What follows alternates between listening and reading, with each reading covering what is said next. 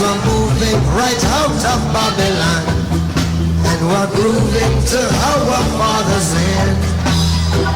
Right now, a new generation is rising. From Ouagadougou to Johannesburg, young Africans reject neocolonialism, just as their ancestors rejected change. But this fight didn't start today. It started on slave ships where they were resisting every day, with Haitians being the highest point of the resistance. As a movement, Pan-Africanism has been characterized by fluctuation, registering bouts of life and dormant lulls. On the other hand, actual substance or essence have always remained alive and persistent over history. Ordinary people or the masses, including most African women, have been the key keepers or carriers of this essence. After the partition of Africa at the Berlin Conference in 1885, African intellectuals coined the formulation Pan-Africanism. Two principal exponents of African liberation were Marcus Garvey and W.E.B. Du Bois. A century ago, black intellectuals like Du Bois and Garvey laid the blueprint. They united Africans and the diaspora, demanding if Europe is for Europeans, then Africa must be for Africans.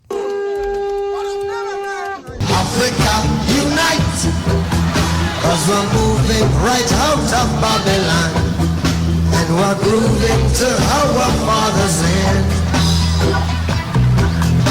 The Garveyists put forward the call for African liberation. The first African liberation was started in Harlem by Carlos Cook and Elomben Barth. Fellow citizens of Africa, I greet you in the name of the Universal Negro Improvement Association and African Communities League of the World. You may ask, what organization is that? It is for me to inform you that the Universal Negro Improvement Association is an organization that seeks to unite into one solid body the 400 million Negroes of the world. And we believe that the time has come to unite these 400 million people for the one common purpose of bettering their condition. And it is for this purpose that we are asking you to join our ranks and to do the best you can to help us to bring about an emancipated race. Marcus Garvey taught us that freedom starts in the mind. Up, you mighty race, was his battle cry, a call Nkrumah would later answer. Du Bois used his platform at the UN to shame colonialism. Garvey built black economic power. They weren't just dreamers, they were strategists.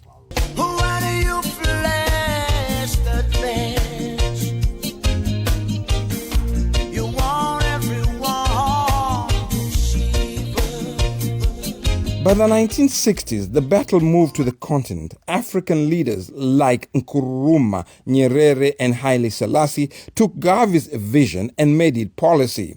African Liberation Day, celebrated every May 25th, is more than just a date on the calendar. It symbolizes struggle, unity, and the unbreakable spirit of a people who fought tirelessly for freedom. From the struggles against colonialism to the ongoing quest for true economic independence, this day honors the sacrifice of millions. It reaffirms the vision of a united Africa and freedom for global Africa. The story continued in 1958 when Ghana, under the leadership of Kwame Nkrumah, became the first African nation to gain independence from colonial rule. Inspired by this victory, leaders and masses gathered in Accra, Ghana for the All-African People's Conference to discuss a united front against colonialism. This meeting laid the foundation for what would later become Africa Freedom Day.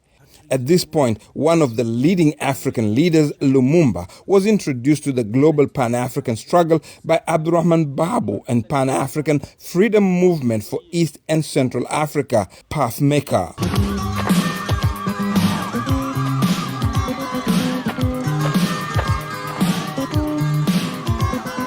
5 years later, on May 25, 1963, 32 newly independent African nations came together in Addis Ababa, Ethiopia, to form the Organization of African Unity, OAU. They declared May 25th as Africa Liberation Day, a day to celebrate freedom and push for the liberation of remaining colonized nations.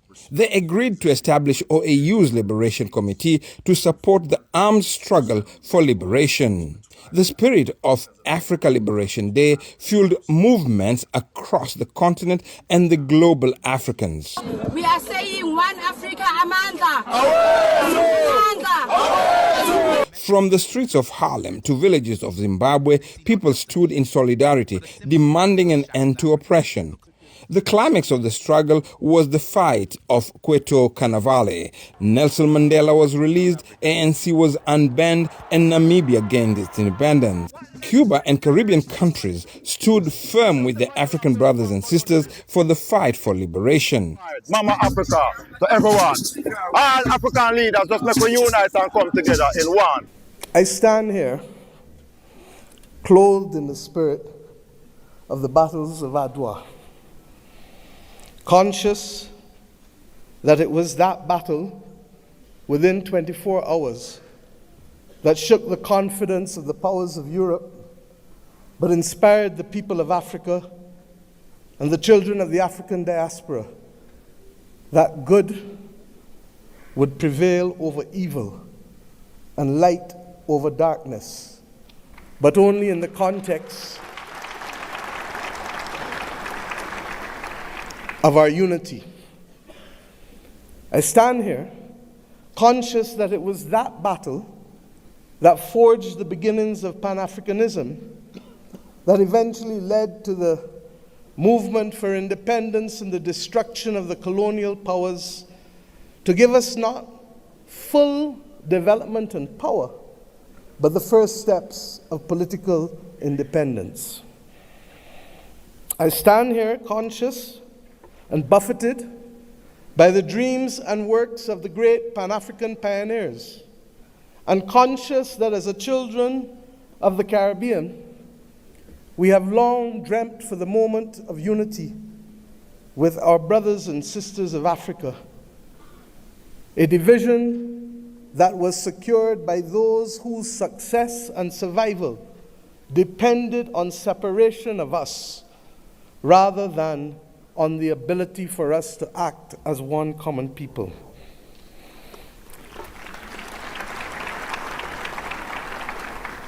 Our relationship, you can say, was embryonic, but regrettably, as long as it has been and as related as we have been, it has been sporadic. And it is up to us as the children of independent states to determine whether the history of separation shall be our future or whether the spirit of Adwa can be our inspiration to confront the challenges of a new world. The fight isn't over. True liberation means economic freedom, education, and unity among African nations. We must honor our ancestors by continuing their work. The struggle for health in Africa exposed the fact that liberation was not only about capturing state power, as thousands of Cuban doctors were deployed to the continent. The struggle against colonialism in global Africa continues in Western Sahara, Mayotte, Reunion, Martinique and Guadeloupe, Puerto Rico, and scores of colonial territories. Today, Africa Liberation Day is celebrated worldwide, not just as a remembrance of past struggle, but as a call to action. While political independence has been achieved, challenges like economic exploitation, neocolonialism, genocidal politics, and authoritarianism remain.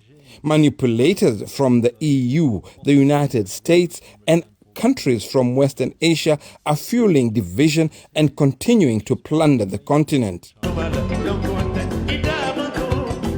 African liberation is not complete without the culture of liberation and music.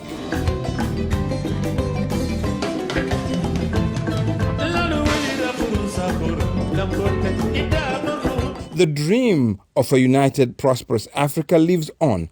Initiatives like African Continental Free Trade Area and youth-led movements are shaping a new era. It's about building futures and bridges within global Africa. From the sands of Sahara to the shores of Cape Town to the favelas of Brazil and the streets of Chicago and Barbados, the spirit of May 25th endures. It is a reminder that Africa's story is still being written and its people hold the pen. Abdulshakur Aboud, Washington. Viva l'Afrique! Viva! Viva l'Afrique! Viva! How good and how pleasant it would be before God and man